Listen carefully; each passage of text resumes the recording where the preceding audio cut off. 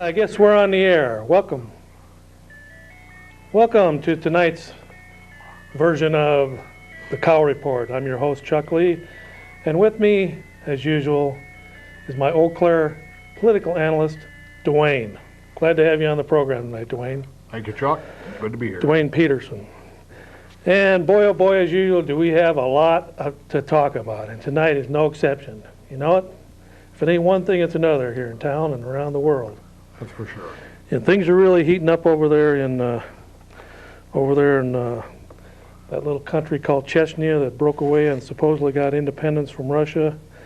And Russia said, okay, we'll give you your independence after Russia got stomped in their 94 through 96 war, where Russia sent in about 50,000 troops and got beat bad, and they went back to Russia with their tail between their legs. And then, of course, at that time, they said to themselves, we will revenge this, and we will come back in and we'll wipe out everybody and their brother in there. And that's what they're doing now. Since September, they've been in that little country of Chechnya.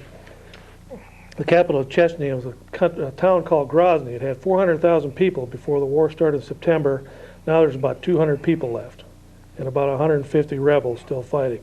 Everyone else has been either killed, maimed, put in concentration camps, or chased out of their own country. And it's really nothing different than what Stalin did a few years back when he did the exact same thing to Chechnya. He rounded up everybody in Chechnya, moved them into concentration camps, and killed about a third of the population. Well, now the same thing is going under this guy named Putin, who's supposed to be the savior of Russia, and he's supposed to bring back Russia into to be the most powerful nation on earth again. Of course, you know, over the last 10 years, we've had this thing called perestroika, and Gorbachev opened up the doors for supposedly the collapse of the Eastern Communist countries and the collapse of the old Soviet Union and the creation of the Russian Federation, and it's supposed to be all democracy and one big love fest over there. Well, after the United States, thanks to mostly under the Clinton administration and under Madeleine Albright, they've dumped hundreds and hundreds of billions of American dollars into Russia. What the Russians have done with that money is they've created one of the largest military forces in the world. They've remodeled and upgraded all of their nuclear weaponry so that it's more sophisticated than ours. They've shipped arms all over the world to other communist nations, including China, Cuba, North Korea, Cambodia, Vietnam. They've taken that money and they've used it to upgrade, and now they've used $200 million at least, at the minimum, between 200 and 500 million, to wipe this little country called Chechnya off the face of the map. And I have the news you see on Dan Rather and all that about what's going on over there. That is the government version, the Russian government version. They control every reporter that's in Chechnya. If you're not controlled by Russia and you're a reporter in Chechnya, you're going to disappear. You have to kowtow to what they say over there. But the Chechnyan rebels over there, the Chechnyan freedom fighters, is what I call them, they have their own homepage over there. And I was going to see if I had the address. I don't have it, but it's Chechnya. Just type in Chechnya in the search engine, it'll come up. But anyway, so Chechnya gives the Chechnyan freedom fighters tell what from their perspective what's happening in the war over there. So I'm going to read back a couple days real quick of what's been going on there in Chechnya, and that'll give us more of an idea of what actually has been happening. And we'll start with today, February 21st. The staff of the Chechen Command has made it known that the main unit of the Chechen armed forces at the mouth of Argun Valley are being regrouped. We'll get down to some of the details here. During the fighting for Duba Yurt and the surrounding heights, the Russians lost about 1,000 men. Among them, at least 400 so-called paratroopers, 70 armored vehicles have been knocked out, and several helicopters were shot down. The Mujahideen suffered 20 casualties and 34 men were wounded on the battlefield in 2 months of fighting in that one area. The Russians are continuing to shell Duba Yurt and the surrounding heights. In the concentration camp at Cherno Kosovo, it's in the northern part of Chechnya. It's right along a railroad line. It's where the Russians are shipping in prisoners, whether you're 12 years old or 70 years old. They're shipping them in on the railroad lines from all over Chechnya. This is a main railroad line that leads out of the north side, of the northwestern side of the country there.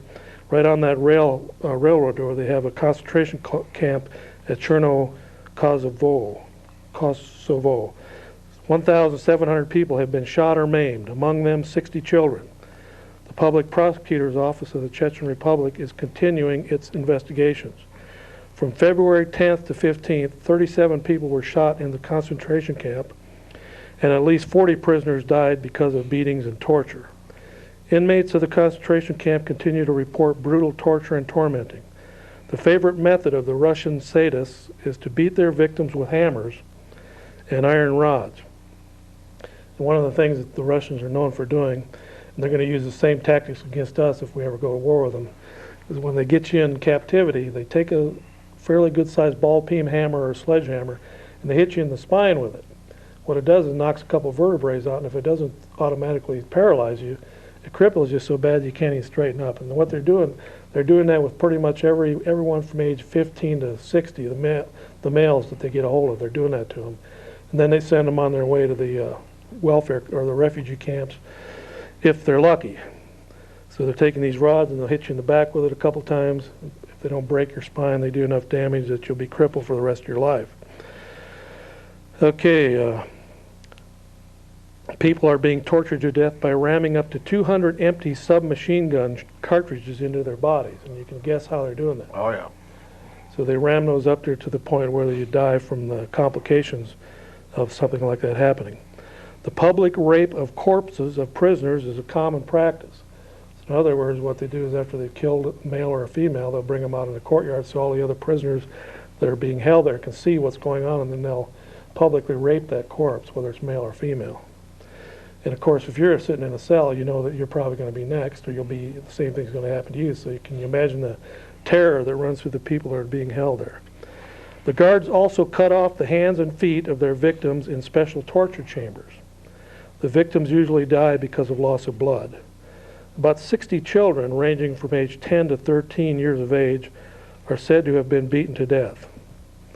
According to the Chechen command, a unit of Russian so-called Marine infantry was destroyed near Nihilov in the south of Chechnya. The unit had been landed on a commanding height. Chechen scouts gathered information on the forthcoming operations, and a small unit of Mujahideen occupied favorable positions. The Russian troops, having been landed by assault helicopters, were welcomed with machine gun fire and grenade launcher fire. More than 100 Russian elite terrorists were killed. No casualties on the Chechen side. So what's happened is the Russians now pretty much taken over 2/3 of the country, rounding up men, confiscating cars so you can't travel, rounding up men that they assume are of fighting age, putting them through this concentration camp, which they call a filtration camp. And after torture, if they're satisfied that you're innocent, you might get out of there with a broken back or whatever, and then you're sent on to the refugee camps in the neighboring countries. But if they consider you one of the freedom fighters, you're most likely going to be maimed for life or murdered right there on the spot. And so out of the 400,000 people that were in Grozny, it's down to a couple hundred, and they're closing that off, supposedly to take out the landmines that were left from the war there. Well, you know, this should be a good lesson for us, too, with Bill Clinton and his Clintonistas with all their registration of privately owned firearms and whatnot. At one time, believe it or not, these people could own firearms also. And not anymore. Now they have no way to protect themselves against their own government. Right. And that's the problem we have in this country. Everybody thinks we're going to be invaded. We got to keep our freedom to keep our firearms, to protect ourselves against our own government. That could turn, with the help of the United Nations, which is sticking their nose into too much of our business, that could turn into the same problem here in the States down the road, maybe 30, 40, 50 years from now. Well, it's given these Russians, though, they're getting in a lot of combat time, where our military is pretty much degenerated down to a third-rate military thanks to the Clintons downsizing of everything in the military. These guys, 100,000 of them, have been rotated in and out. Several 100,000 will be rotated in and out of the fighting there to learn the taste, to get the feel and the taste of blood. Right. killing and torturing and maiming other people, because if you're a student of the Bible, you know that Russia will eventually not stop at Chechnya. They'll go all the way to Israel. Oh, exactly. And so this is practice for them to do that. And they did the same thing in Afghanistan. They killed hundreds of thousands of people there of any way possible they could do it. Torture, maiming, rape, murder, killing of babies, slitting women's stomachs open that were pregnant, killing the baby and the woman, raping. Didn't matter if they were 12 years old or 50, they'd rape the women. And so this is their modus operandi, and they're training for future endeavors in that area. And they're doing it, sadly, with American money, Right. thanks to people like Madeline Halfwit. And thanks to the United Nations. All right, and so that's what's happening in Chechnya right now. And by the way, we do have a phone number. Roy will be putting that phone number up and leaving it on the screen. There it is, 839-6261 for those who would like to call in. Tonight's survey. If you watched The Common Man that was on just before this program, tonight's survey is, who does the common man remind you of? Jim Varney from Hey Vern, he just died about a week ago. He's about 50 years old. He was in all those Vern Saves Christmas and all those movies. Gilligan, number 2. Beavis from Beavis and Butthead, number 3. Or Alfred E. Newman from the Mad Comic strip. So there's your 4 choices. So we'll be taking a survey tonight to see which one reminds you most of the common man. And with that Gilligan one, that you can also Gilligan / Maynard G. Krebs. All right, getting down to the local issues now. I'll tell you, I don't know about you, but in the last few months there's been 3 scandals in the local area. One of them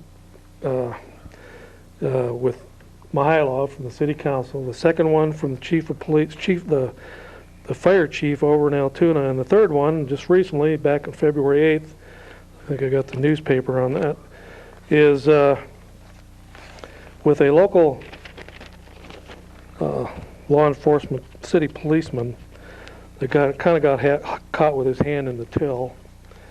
And the article was in the February 8th issue of the Leader Telegram, which was a Tuesday.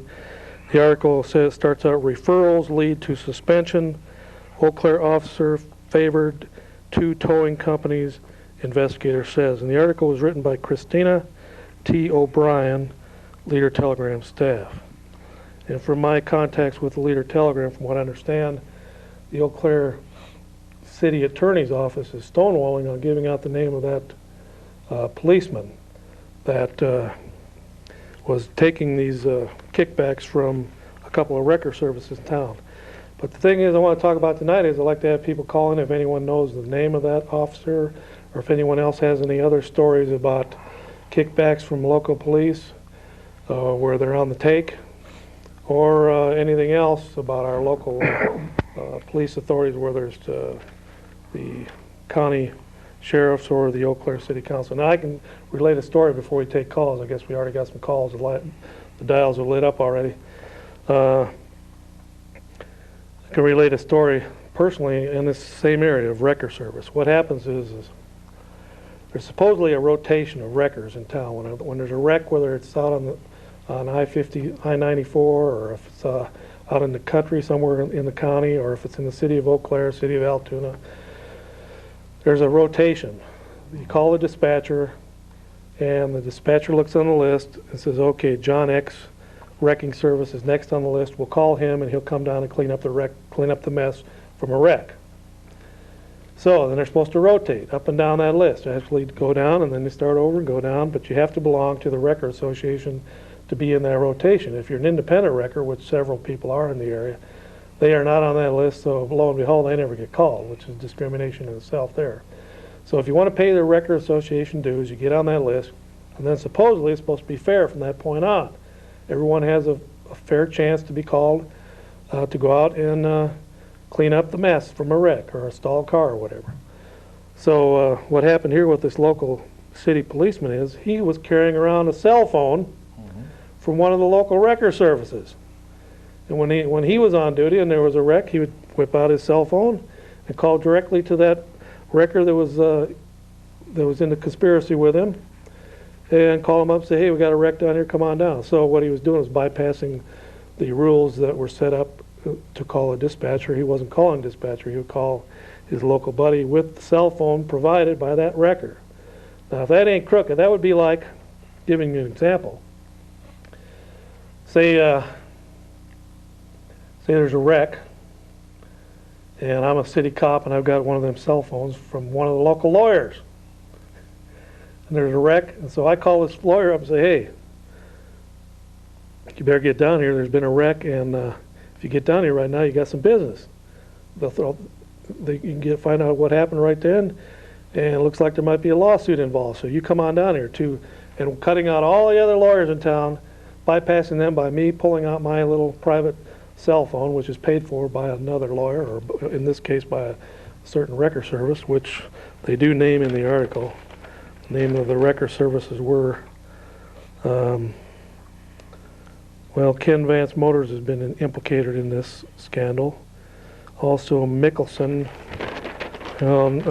make sure I want to get these right. The officer favored wrecker services owned by Orv Mickelson, owner of Mickelson's Towing and Transport, and Jason McFadden, owner of Badger Towing and Denny's Towing. So now anyone that's been hauled away by a local wrecker, you know, it could cost you upwards of $100, especially if you're a sucker from out of town. If you're from in town, you might get away with $50 or $75 if you're lucky. And so there's money to be made here. And I guess we have a call on right now. And so we're going to take our first call. Go ahead, caller, you're on the air. How are you guys doing tonight? Fine. Good. What do you want to talk about? Well, you're talking about maybe police corruption. And as a citizen of Eau Claire, I guess I would argue that maybe not police corruption. Maybe that's not the concern. Maybe accountability is a concern. We have, like all police departments, and we're seeing a real problem in Los Angeles. I'm sure that's not anything close to what's going on in Eau Claire. I mean, that's a whole other ball game. But I think when the police themselves, there's the problem. If you or me or your partner, Dwayne there, or Fred, get in trouble with the law, it's in the paper. But when the police themselves, they'll decide what's made public. And now in town, with this police officer's name, supposedly the Leader Telegram is trying to put an effort to make his name public. And I guess just so there's, it's been general knowledge around town for some time, the police officer's name is Dave Kramer. Dave Kramer. He made a mistake. He happens to be the brother of the local sheriff in town. I think he's probably got a great reputation as a long-time police officer serving the Eau Claire community well, but he made a mistake. He should, his name should be public, be made public, and if there should have been some charges filed against him, I think they should have been filed against him. But again, we have a police department that polices their own. They'll decide if they're going to go to the district attorney, and the district attorney's office is another entity, a political faction, a group of government that police themselves.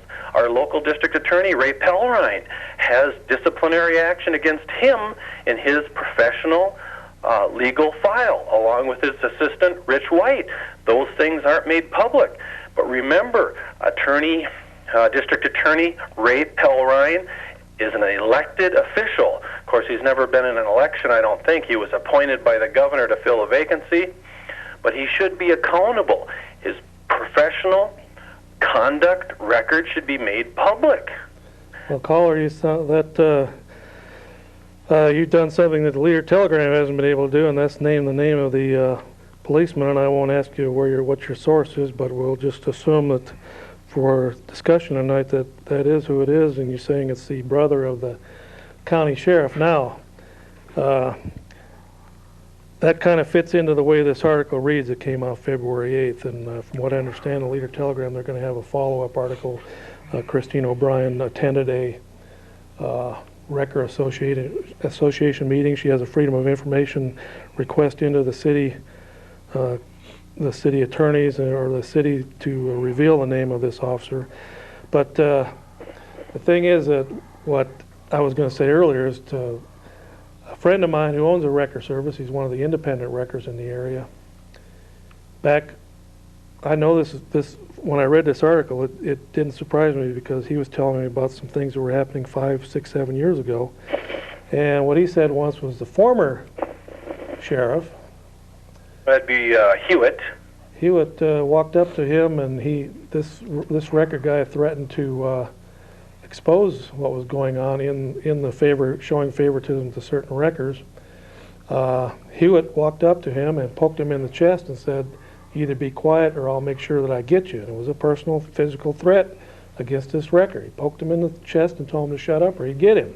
Well, what would happen if you or I poked somebody in the chest, maybe a police officer, and said, "We're going to get you"? Well, I guarantee you, Pellerine would throw the book at you down there. Well, that's right. But reading this article now, I can see if this is actually true, that it's the brother of the sheriff. I can see why Raymond Pellerine, who is the district attorney of Eau Claire County, would not touch this with a 10-foot pole. So what he did was he appointed the St. Croix County district attorney to investigate it. Now, what are we paying Pellerine for if it's not to investigate what goes on in Eau Claire County? Well, he has to be politically safe. He may need Dave Kramer's cooperation in the future. He may need Ron Kramer's cooperation in the future. If he investigates him, it's going to scar their relationship. It would put a strain on it for future cooperation. Yeah, but the way this was handled was they appointed a Chippewa Falls cop to do the original investigation. So the Eau Claire Police Department doesn't have their own investigators because they know that there's a silent code there where one cop does not step on another cop. One cop does not bust another cop for DWIs. One cop does not bust another cop for family squabbles. Where there's a state law now, if you're called out to a family squabble, one of those people has to be arrested, especially if somebody's been hit and they can lose their guns over it. No cop is going to bust another cop for DWI because the cop needs a car to do his job, so they're not going to bust him for that. So there's a code there of silence between cops where they cover up for each other. Absolutely. The former sheriff was walking down Claremont Avenue, intoxicated during the middle of the night. Local police picked him up. They took him home. You or I would have been sitting in jail for disorderly conduct. I think they took him to a hotel or something, but I think he was armed. They took his guns away from him and took him to a hotel, and that's how Kramer was ushered in as the present sheriff, was over that scandal with Hewitt. Goes back to the same old thing. We lack accountability when the police police themselves. Now, this is one little incident that came out. Think of the hundreds over the years that have probably occurred, and the public was never privy to the information because when they policed themselves, they made a decision not to release the information. Well, the bigger question is now, is this the tip of the iceberg, or is this an isolated case? How many other cops on the local police force or on the sheriff's department call their favorite wrecker and throw business his way and expect some kind of kickback for it? Well, unless somebody decides to point fingers at somebody, you and I and the public will never know. Well, I think there's some former wrecker people that have been involved as former wrecker service owners or employees that are willing to come forward. But so when this first came to the light of the chief of police, he did put this officer on leave of absence, and I understand it was an unpaid leave of absence for several weeks while he investigated the outcome. But they didn't do an internal investigation because of the nature of who this was. So they brought in Chippewa Falls Police Detective Mark Hansen, and he did the investigation. And then instead of Hansen turning it over to our district attorney, who's paid to handle these kind of cases, our district attorney jumped back 10 feet and said, "I can't touch that. This is the sheriff's brother," and handed it over to the St. Croix County DA. But the thing is they're saying now, okay, we gave him a leave of absence. Now he's back on the force with full pay and benefits, and supposedly the case is closed. Because the DA said, and I quote, financial payout, or the DA, Johnson, in a letter, Johnson is the district attorney of St. Croix County. His name is Eric Johnson. Johnson, in a letter to the Eau Claire County District Attorney Ray Pellerine, said he found no specific evidence of financial payout or benefit to the officer. Well, that's that conflicts with the newspaper Well, that's a article. bunch of baloney. Well- First of all, the cop is walking around with a private individual cell phone in his pocket on duty during taxpayers' time, working for the city of Eau Claire, walking around with a private cell phone, which he picked up and he used it. The cell phone was given to him by these record companies, which he used to call those specific record companies to come out and make money off those tows. So right there's money is involved. Now, supposedly and I think you're going to find that there's more involved here, but supposedly the cop received a free tow from Mickelson's Towing for his daughter. He received the cellular phone from Mickelson, and he also received a $35 gift certificate. Now, that DA over there is a total idiot if he doesn't think that's financial payout or benefit. Well, at the very least, it's a misdemeanor in dollar value. Well, this is just what they've admitted to. I understand that the Leader Telegram is also going after the cell phone records of this cell phone to see how many other calls were made by that officer to the... It goes right back to the fact that the police themselves. There's the problem, right there. What do you think about all this, Dwayne? You've been around town. Has any of this ever affected you? No, it hasn't. I can truthfully say it hasn't. I Huh. never had to use a record. Well, you've been lucky. I have. I know. No, I'm not, I've just thought about this fact. Could it have been that he called them those two record services so many times that perhaps the other records were busy and couldn't get to the scene of an accident? It was not his job as the Eau Claire police officer on the street there at a wreck.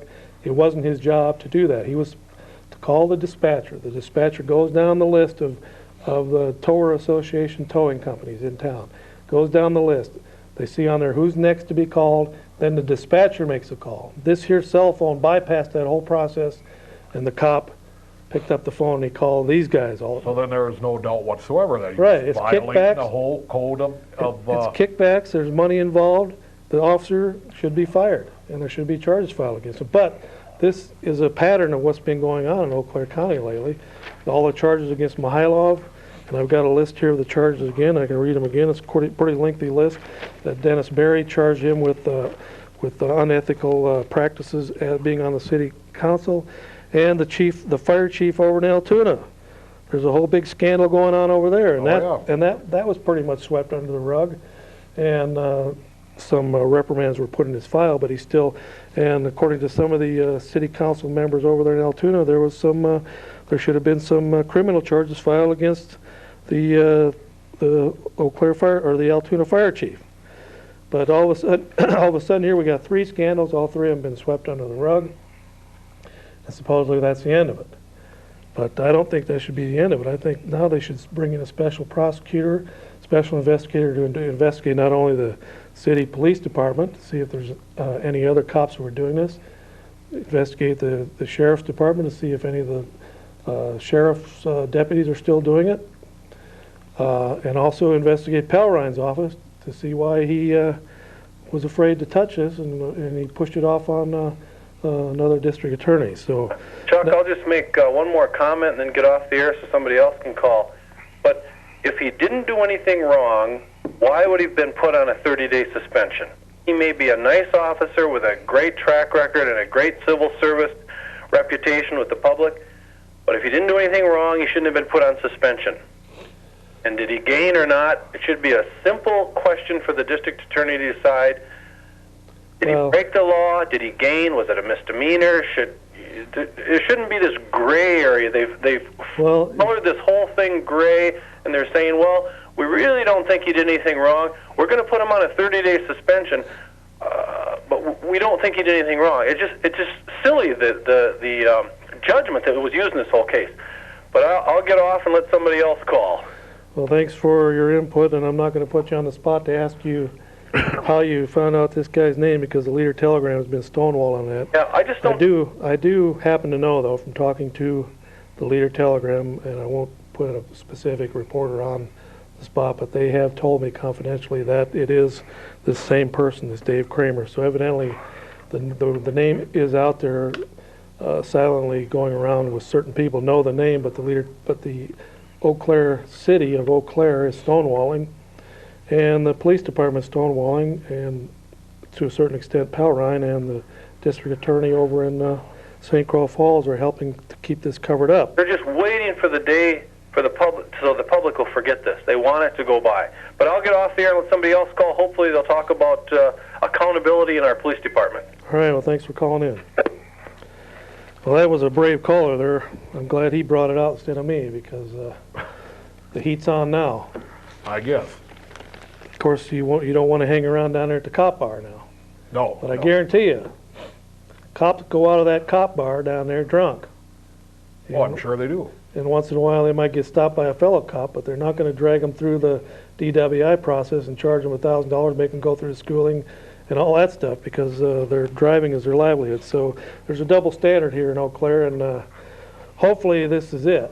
But if this is the tip of the iceberg, it should be brought out, and it should be, and it shouldn't be kind of pushed under the carpet here and pushed around, pushed up to Chippewa Falls to investigate, pushed all the way over to St. Croix Falls to investigate. Let Pellerine do his job and let the chips fall where they may. Well, one thing though, I'm not sticking up for Pellerine, but the one reason I found that other district attorneys don't investigate one of their own in their own community is for the fact that down the road somebody can't say conflict of interest, you covered up for him. By having an outside attorney come in and do it, you can't really use that excuse if things don't go your way. So that might possibly be why Pellerine did that. I'm not, saying it is, but it sounds to me like it might be. Either that or he's doing it because they're fellow Republicans. And Well, that could be too. I don't know if they're up for election this year. I don't know if Pellerine. I don't know either. Hello, caller, you're on the air. Yeah, I just want to make a comment about the Point Association in the Eau Claire area. Yeah. We used to run a record service years ago, and it hasn't changed much. We never got called. We were in the association, supposed to be a rotation. Didn't work that way. The favoritisms have been going on for years, and I don't see it ending unless somebody, such as a police officer and the record services involved, have to pay the price in some way. Well, these guys got caught red-handed. He got caught with a record service cell phone. That's right. So don't back off them. Make them pay the price. How many other cops got cell phones or had cell phones? How many others? So you used to be in the rotation and you wouldn't get called? Never. Never. So what was the use of paying that high association fee and being in the rotation? Good point. Years ago it wasn't that high, but I mean the point's the same. It's corrupt, and I don't know how it's going to change, but maybe if somebody takes a little fall here, it'll be good for the whole system. Well, did you personally ever see any of those shenanigans going on, or did you just knew it was common practice? I knew from towing cars for 15 or 20 years and never getting called there was something going on. Well, a friend of mine told me he's in a wrecker. He's got a wrecker. He says they could have a major wreck right in front of his house and he wouldn't get called. Yep, that's the way it works. That's Eau Claire for you. With his wrecker parked right in his front yard, he wouldn't get called. Oh, that's right. Been there. Well, are you saying the association is in with these cops that are doing this, or? I'm saying it used to be. I don't know if it is anymore. Oh, I see. Okay. The way it sounds now, it's individuals inside the wrecker association are circumventing the association's bylaws and the agreement they have with the police in this area to let it go through a dispatcher and go through a regular up and down the line. It sounds like they're bypassing that by just whipping out their cell phone and calling a certain wrecker. Well, I know they used to bypass it, and it was just black and white. And just think that all the records are busy at one time, that's just a crock. Dwayne knows a lot better than that. Yeah, I could say the same thing, because there's quite a few. There must be, 10, 15 record companies in that association. There's probably another 5 or 10 independents out there. Oh, that's right. I'm sure there's at least that many. So that's part of the rotation. If the one guy is busy, they drop down to the next name. That's right. That's the way it's supposed to work. Right, but I guess it's still not working that way. I even went out to a record association with a friend out at the state police headquarters, and we talked to the dispatcher out there, and he showed us the record association list and said, here's how we do it. But evidently, that's not how they're doing it. Well, years ago, all I know is that we were on the list, and it never happened. I mean, if we got maybe one call in, a year or two for an accident, we were lucky. But yet you see the other guys out all the time. Now, on these major accidents, they charge more than that 50 or 35 or 50 or $60, don't they? Well, I'm sure they do, but now this is years ago I'm talking about. I haven't been involved in it for 10 years now. But wasn't there one fee for just hauling a car that's dead on the side of the road, hauling it in, and then another one where there's a wreck and they have to untangle cars, I'm sure? When we did it, we had one fee for in town, and then if you did some cleanup, sweeping up the glass and picking up parts, and if it was a little more involved, then it'd be a little more money. But it wasn't like it is now. I mean, now it's a big money business. It sounds like it's big enough now where they can afford, wreckers can afford to buy a cell phone, set up a cell phone number, and clandestinely, secretly, hand that to at least one cop on the Eau Claire City force. Well, you figure it out. How they, afford to drive these flatbeds and brand new big flatbeds. Those are big money. How much do one of those bigger ones cost now? They're pretty fancy. Oh, I'm sure they're $40,000 or $50,000. So, but they've agreed to be in the association and go by the rules, but evidently they're not doing it. No, it hasn't. It hasn't been working for years. This isn't just a new problem. Anyway, I just wanted to call and make a comment. Did you ever get threatened by one of the sheriffs? No. Well, my friend got poked in the chest. Yeah, but that was you. He wasn't even a sheriff. Thank you. Well, he had a gun and a badge. Thanks for calling. Dwayne, it sounds like this is bigger than what's. Sounds like a whole new can of worms been opened. But there's a big can of worms over there in Altoona too. Of course, one of the guys involved in that is running for mayor, and he almost beat the incumbent in the election, in the primary. I think he got beat by about 20 votes in the primary. It was a three-way race, but now it's going to be a head-to-head race here in this upcoming election. And the chief of the fire chief over there in Altoona is running against the incumbent mayor. His name is Fire Chief Arnie Johnson, and I don't know what the mayor's name is, Bohunk or something like that, Pollock. That could be, I don't know. All right, but anyway, that's another scandal. So we got 3 scandals on the burner here. The third one is the Mihailov scandal, and that has kind of died out because once again, Tal Ryan said there was nothing there, and that was all squashed, just killed right away. But I've got a list here, if I can find it. Here it is.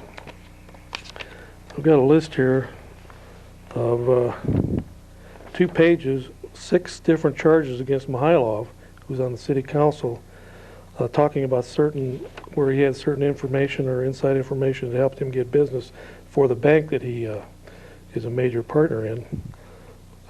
Sioux Line Property, First Lutheran Elder Campus, Marquardt Family Property, Benrud Development, business solicitations, the big job center that came into town, and Sunray Mesa. So there's 7 charges against Mihailov here that, to my satisfaction, a lot of other people's hasn't been cleared up yet. Mm-hmm. We better take another call here, see what's happening. Go ahead, caller, you're on the air. Yeah, first of all, I'd like to say the stonewalling, I think, is done by you guys having one guy on your phone there for 20 minutes and another guy on for 10 minutes when there's several people trying to call you. Okay, we're trying to get through as quick as we Talking to you here a few, I just got back from Washington, and I was reading down there about you're always knocking the Clintons, but how come the Clintons are still married and all your Newt Gingriches and all your Republican boys, now the Mississippi governor in Mississippi got beat by a Democrat because the old Republican was playing around down there with women that he wasn't supposed to be playing with. Hey. How come you got Newt Gingrich's picture back up there, the bigot? By the way there, Junior. Yes. The 2 people we're talking about here are a Republican sheriff and a Republican district attorney. Well, that's all right. That's all right. What I'm talking about is you're knocking Clinton all the time, and how come he's still married and all your Republican cohorts have had 15 different wives? Because Clinton deserves to be knocked. Yeah, well, the only reason he's together with his wife is because she's running for Senate. And them lunatics you got out there are the ones that deserve to be knocked. They don't know What lunatics? They seem to forget what their marriage vows were, just like about 99% of the Republicans. What lunatics? The Republican lunatics. Oh, there's no Democratic lunatics. It's all Republicans, huh? There's some of them, too. There's quite a few of them, but not as many as Republicans. Oh, now the truth comes out. There's quite a few of them Democratic lunatics. That's exactly why you didn't get the call earlier. I'll tell you. Well, what do you got there locally, Dwayne? Anything else cooking on the front burner? Well, I see now the city council wants to stop campfires in Eau Claire. Campfires? Campfires. And There's some pretty rural areas inside of the city I know limits. that. Matter of fact, there's so many that they got wild deer in Altoona and Eau Claire that they're going to be hunting with bow and arrows to get rid of. Yeah, It's well, so they wild. want to stop having campfires in the city of Eau Claire, and semis no longer can use their Jake brakes if they pass the Well, ordinance. wait a minute, what's the Jake brake? That's where they use the exhaust to slow the truck down rather than use the foot brake. So what do you mean they can't use that inside the city limits anymore? Well, because it makes a lot of noise So how do they slow down? with their brake. So that's wear and tear on their air brakes or something, huh? Well, it'd be wear and tear on the brakes, so they use the exhaust system to kind of, I'm not 100% familiar with it. What it does is it brings the engine down, so the engine helps brakes the truck. So it sounds like an extended, I don't know what you call that, a backfire on Well, yeah, an I don't know exhaust how you system? describe it. But it makes a so- noise though, right? Right, and So now, is annoying now how's a at times. semi-truck driver from Alabama gonna know that when he comes through? they'll have signs outside the city. No use of Jake brakes within the city limits of Eau Claire. But what are they gonna do with the American Material trucks that have Jake brakes on them? I don't know. So, and the other one is campfires, you mean like we can't burn our leaves and all that stuff, or what? They you said talking- campfires. I haven't seen that many campfires going around Eau Claire. I didn't know people camped out in Eau Claire. Well, I know Common Man still cooks out in his front yard, but he's in Altoona. Yeah, well, I guess you can do that then, huh? But, so, you can't have a campfire, they've been fighting burning your leaves, which is a kind of a Right, ritual and- every year. Then in the paper the other night, it specifically I said tell you, it's those campfire. environmental wacko nutcakes out there. And their leader is Ralph Nader, running for president on the Green Party again. It's all them nutcases out there that belong to the Green Party and the left-wing animal rights people and all those people. That's why we proudly display our sign, I love animals, they're delicious. Go ahead, caller, you're on the air. Yes, you call yourself a conservative now. I was wondering who pays for you being on the air? The Republican Party, you idiot! I don't know how that guy got back on again. We got 14 lines out there, people waiting to get on the call, and he somehow gets through with his speed dialer. Okay, Saddam Hussein. Saddam's elite troops prime poison missiles. An Iraqi defector last week provided the first real evidence that Saddam Hussein has continued building his clandestine chemical weapons since the United Nations inspectors left Iraq more than a year ago. The defector said his unit had delivered warheads to a secret launch site where they were loaded with chemicals, then returned them to their hiding place in the Baghdad area. Their operation appeared to be a practice run for the future attack. So it sounds like Saddam Hussein still has his chemical and anthrax and his other warfare that he plans on using. He's used it on his own people, and he's planning on using it again if he gets in another major war with the Western powers, or with Iraq, or maybe even with Russia when Russia comes down out of the north. The information confirms suspicions that Saddam has used the absence of UN inspectors to revive his dream of a non-conventional arsenal that would allow him to dominate the region. A military source who reviewed the defector's testimony said, "It seems that he is credible from the terms he uses. This is obviously a man who is knowledgeable about this subject." The source has called the information horrifying, but maybe not so surprising. So I guess the defector's in hiding now, fearing for his life, since he spilled the beans, letting people know that Saddam still has the equipment available to hit Israel, which is what he hopes by doing that he can bring in the other Arab nations and the other Muslim nations against whoever's defending Israel at the time. So that's... Someday this idiot Saddam may get us all into a big war if they don't put the kibosh to him pretty soon. So we forgot to ask people about our survey too. Now, who do you think the Common Man reminds you of? Hey Vern from the movies, Gilligan from Gilligan's Island, Beavis from Beavis and Butthead, or Alfred E. Newman from the Mad magazines?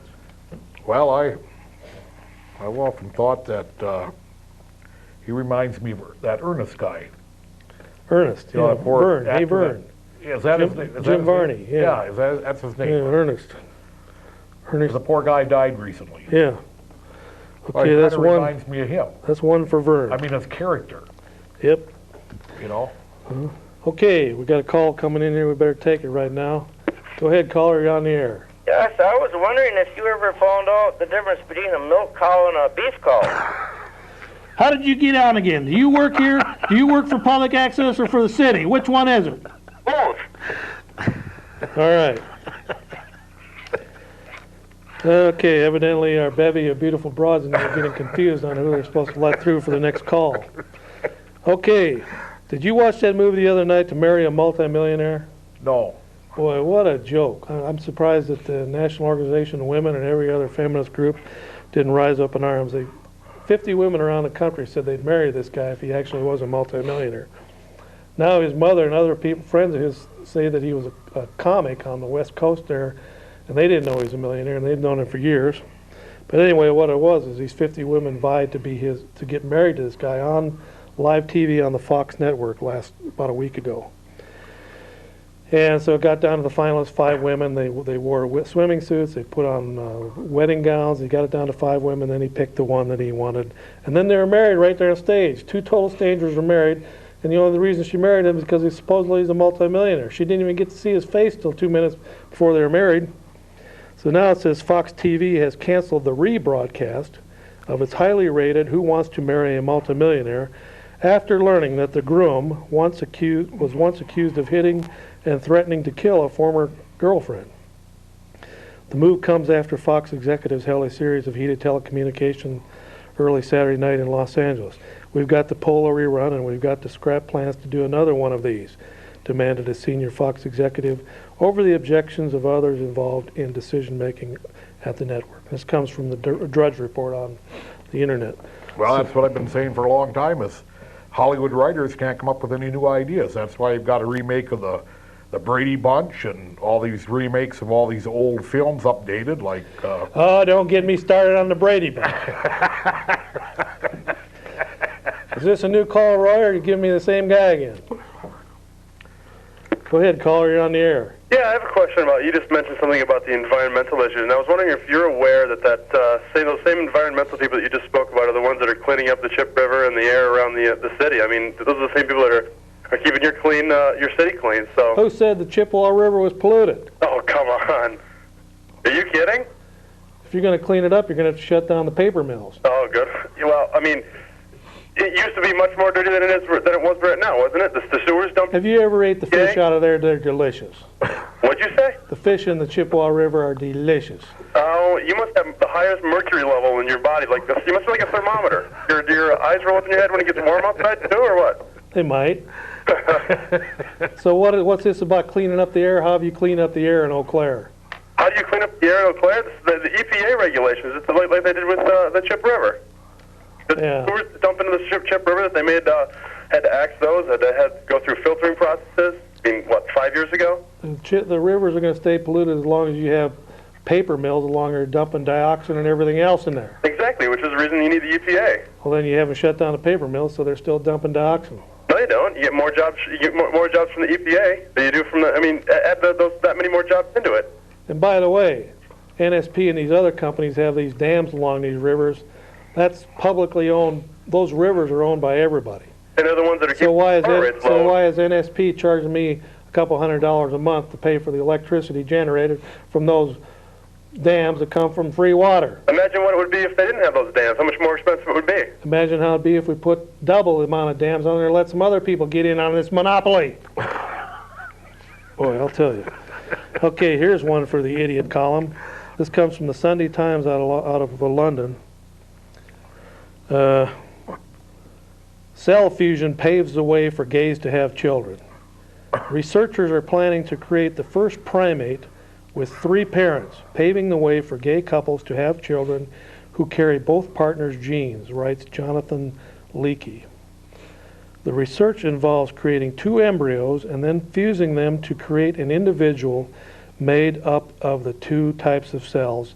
Such animals are called chimeras.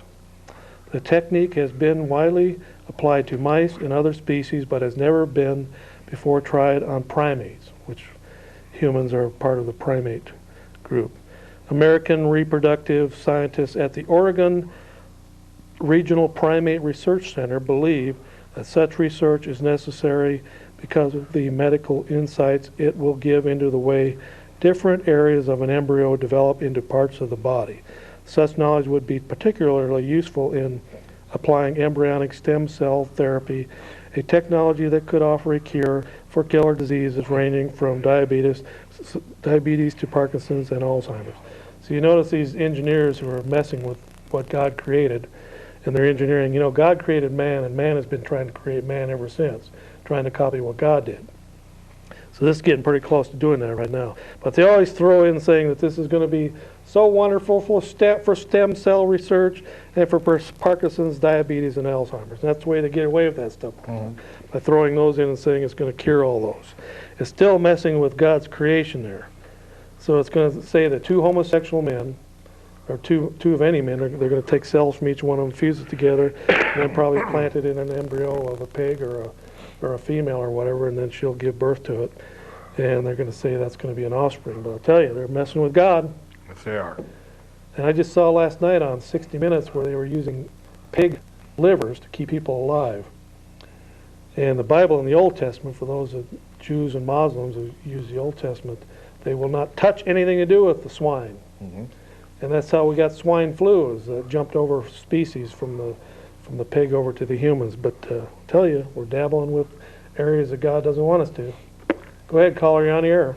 Yeah, I'd like to say that Dwayne has got a really good sense of humor. I thought maybe you could take a few lessons from him. Well, I'm firing Roy thanks to you, you mutt.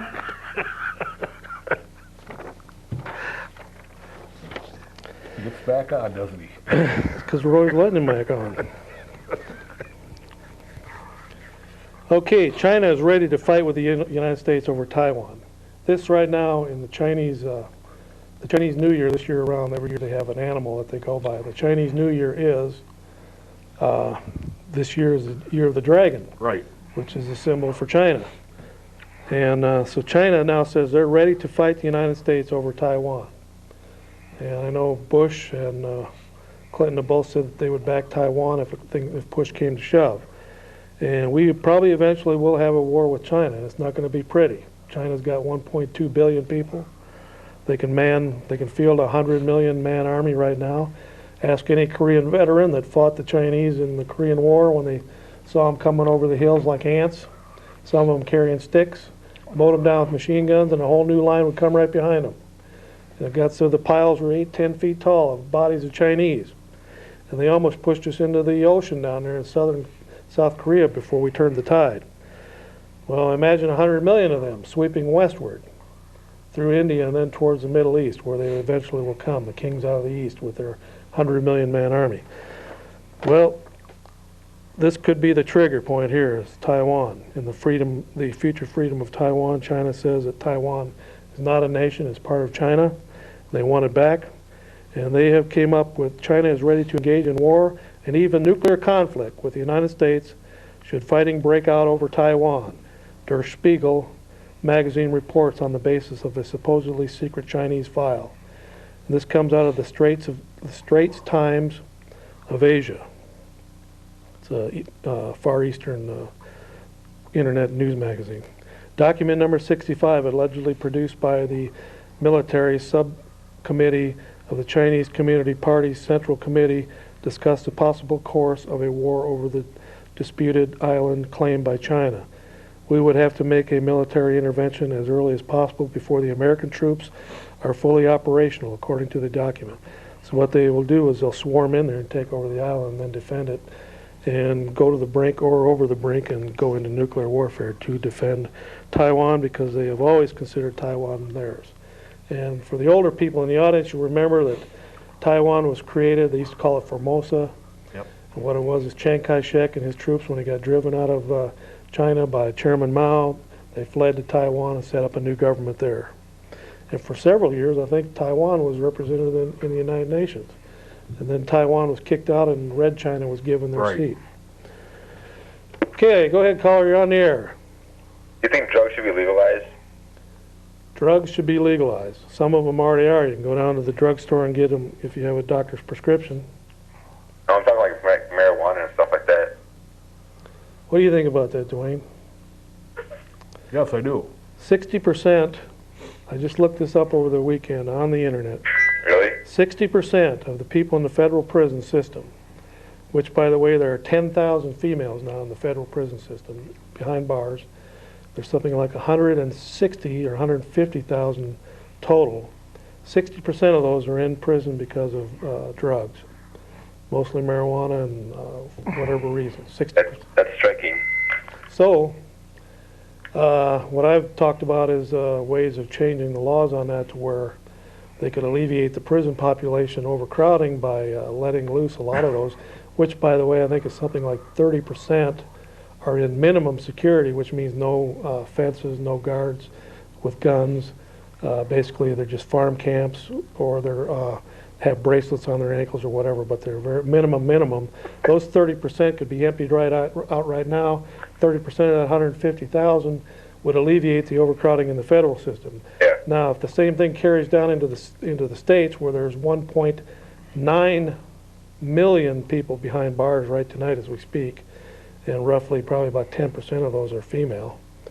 If you take 30% of that population and give alternative sentences to, that would alleviate the prison overcrowding nationwide. So I'm not for the legalization, but I'm for looking at alternative ways to free up the needed prison space for the killers, the serial killers, the serial rapists, people out there like that should be in prison. All right, thanks a lot. All right. Well, we got to remember one thing, though, that alcohol is still the #1 drug in this country. Well, yeah, probably the other 40% are in prison because of something they did while they were on alcohol. Yeah, well, But you alleviate the see, a lot of your local law enforcement and your county law enforcement, they get all these grants and stuff because they Exactly. show they're fighting the drug war by busting a bunch of kids from carrying marijuana joints, or Yep. busting some ragweed marijuana field, like the Dunn County Sheriff over there. He's made a name for himself by going out there and busting that old ragweed that I can drive around that county over there and I can find 50 patches for you right now. Not right now, but next summer when I can drive around Dunn County and find all kinds of. Well, the sheriff goes over and busts those same fields year after year and gets a bunch of money for it, grants and stuff, and they say, oh yeah, isn't he a wonderful drug warrior out there? He's really fighting the drug war for us. Why aren't they going after the heroin and the cocaine and the Exactly. serious stuff, the LSD and the amphetamine labs, and quit messing around and quit busting 15, 16, 17, 18, 19-year-old kids and ruining their lives forever? because once again, it was federal law passed. Mandatory sentencing for this and that Yeah, and that and this. Wisconsin is a separate nation, gathered together with 49 other nations, Exactly. created to call it, and it's called the United States, and they're united, but they still have their own individual governments. That's why we have a governor in each state. We have a legislature in each state. It's kind of patterned after the federal government, but it's a separate entity. The federal government cannot butt in internal affairs of state government. The only reason they butt in is because the state government lets them in. It's kind of Exactly. like when Afghanistan was overrun by the Russians. Yeah. The Russians said, "Oh, they invited us in." And we came in because they invited us. Well, that's what the state governments, they've given away their power to the federal government and eroded states' rights over the years. Well, just like when they wanted everybody to go to 55 miles per hour. They said if your state does not go to 55 miles per hour, we're going to cut off all federal funds, highway funds. And Well, used that. the governor in this state tomorrow could probably do an executive order, or the state legislature in this state tomorrow could make it legalized. They could legalize marijuana for less than an ounce right now, tomorrow. Yeah. And it would hold up for people that live inside the state. You just couldn't do it on any federal property that the federal government owns. But they're wimps down there. They twiddle their thumbs and they go after political action money. And Exactly. from the day they're elected, they're running again for re-election. That's and right. building up their war chest, and nobody else can beat them. Same with this. Why don't they get some backbone down there and pass some real laws? If Exactly. they claim they got prison overpopulation in this state, then why don't they get rid of the 30% that are in minimum security or don't even need to be in jails? If they take them out of the jails, they free up 30% of the jail space in this state tomorrow if they wanted to. They could hire somebody from the Department of Corrections that could look through the list of everyone that's in prison in this state right now, and they could take 30% of them and take them out of the system right now and put them on probation. Same with this ridiculous idiot law they passed back in December about giving up your social security number to get a hunting license or fishing license. It's to catch deadbeat dads. But yet, We have so many different programs in place to catch deadbeat parents, they don't need it. But yet, Clinton wanted it, Clinton got it, the state's following. And they're probably, now the state's probably giving that information to the federal government. I some way wouldn't or doubt it another. one bit. Well, it looks like the old clock says the time has come for us to say goodbye again. I've been your host, Chuck Lee. Been with me is my Eau Claire political analyst, Dwayne Pedersen. We'll see you right here next time on the Old Cow Report. So adios, amigos and amigettes.